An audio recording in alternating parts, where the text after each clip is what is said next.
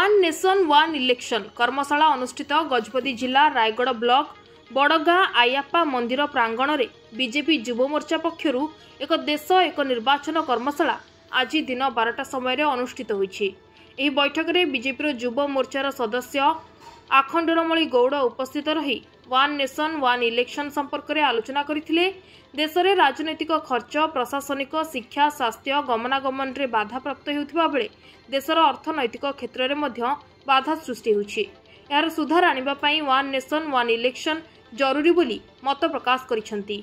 उपस्थित कार्यकर्ता जिरांग मंडलर सभापति प्रताप चंद्र पाइक, पूर्वतन मंडल सभापति गंगा गौड़, कईपुर सरपंच कैलाश भाई, जिला सांसद प्रतिनिधि विजय राव, रायगढ़ ब्लॉक सांसद प्रतिनिधि प्रदीप बिशोई और विभिन्न मंडल कार्यकर्ता प्रमुख उपस्थित रहिथिले।